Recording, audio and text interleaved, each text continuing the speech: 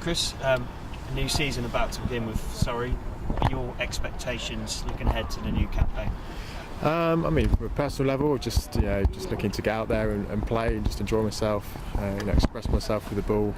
I had a pretty frustrating winter personally. I haven't played a great deal of cricket even though I was over in Australia. So looking forward to getting out there and playing some regular cricket. And as a team, I think we're just looking to get out there and really express ourselves. We've got a young side, a young squad, a new coach. Obviously, Graham's coming back as captain. So there's an excitement about the group. And I think having been relegated last year, it's time to go back into Division 2 and for guys who will express themselves. And you mentioned the winter there. Do you still have obviously ambitions to get back in the England shirt this summer as well? Yeah, there's always, for me, there's always an ambition to play for England. I love playing at the highest level, and I guess it was frustrating in the winter to only play one Test match. But I certainly haven't given up on England. But at the same time, I'm not going to dwell on it too much, think about it too much. I just want to really go out and just start enjoying cricket again, really, and just get a regular fold of games and one after the other and do well for Surrey and take wickets. And I guess if England comes along, then that'd be great. But at the moment, I'm not really thinking about that too much. And one of your England teammates and former England teammates, Kevin Peterson, is coming here to Surrey this summer. What kind of difference can Kevin make, and what does he bring? I think he obviously brings excitement. Obviously, the place is going to be more popular when he's around. I think we've gone for the 2020, which is going to be great. We had great crowds here last year, and I think they'll be even bigger now. He's going to be playing those games. Hopefully we'll have him for some full-day cricket. We had him for a few games last year at the start of the season, and it's it's brilliant for not just myself but the youngsters to have him around. He's a very confident guy, and guys feed off that, and he's not afraid to feed off guys and for them to learn, really. He came in the winter, did a couple of batting clinics and sort of express his game and try and work on other guys' games. So he's got a lot to offer. Were you surprised that England made the decision to dispense with Kevin Peterson? I was, yes. I think it's obviously a massive loss for English cricket. Obviously there's mixed reactions, I guess, but I think Kevin's been one of the best players for England over the last 10 years or so. And to have just such a destructive player like that leave the England side is just a shame, in my opinion. Is it a decision that you understand? Not really. I think obviously I don't know the ins and outs of what's happened, but I'm sure that Kevin was just trying to be honest in his opinions. But obviously there's been things that have happened over the years, and I guess the ECB have come to a decision where they want to move on and try new players, and that's their decision. But it's just a great shame for the world of cricket.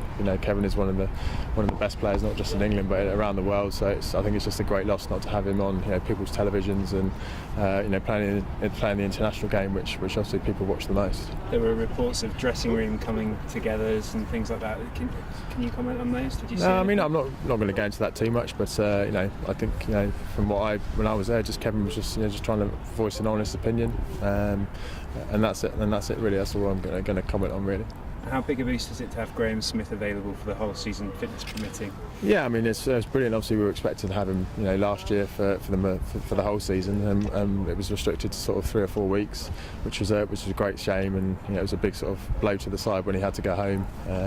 And not just to lose him, but his having him as captain as well. Guys really had sort of just started to accept his leadership and him taking on that role, and to have someone like that in your side at any point, whether it's Kevin or Graham, it always just lifts the guys. So it was a bit of a blow, and obviously the run of results we had sort of went from worst to worst, really. So it's an exciting season ahead for us, even though it's in Division 2. I think guys have learned from last year how hard Division 1 really is, and hopefully can go in Division 2, really express themselves. And if we do get ourselves back into Division 1, they'll know what to expect next year or the year after, whenever we do get back up there. Were you surprised that Graham chose to retire from this?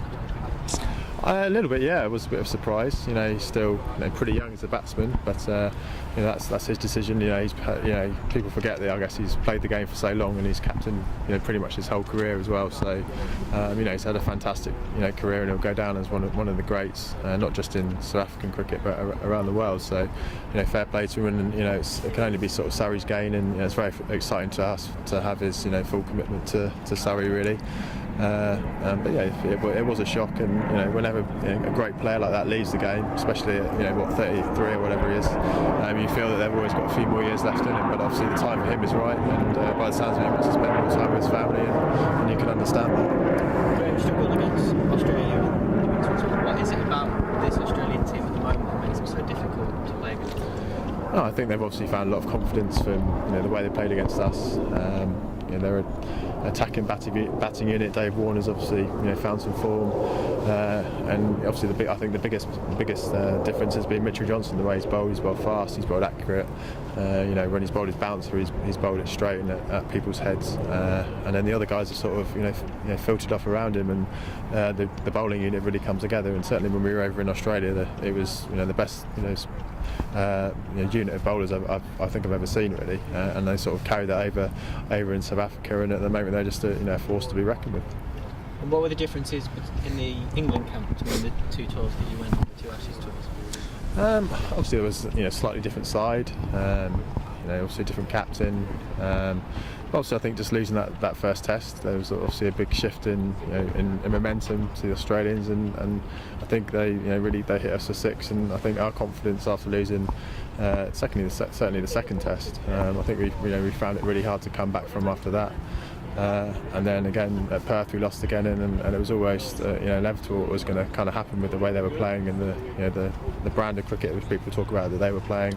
They were aggressive, and we just found it hard to respond. And along with losing likes of Jonathan Trott and Graham Swan retiring, it was tough work for the guys, but at the same time it gave a couple of players like Ben Stokes etc. the chance to shine. So yeah, I guess you can take a couple of positives from it, but over it was a tough tour for everyone.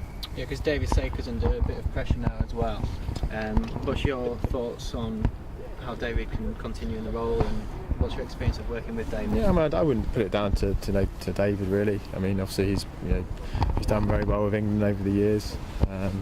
And I think guys that are bowling at that level, at the top level, they know their games pretty well. Obviously he plays a slight hand in that.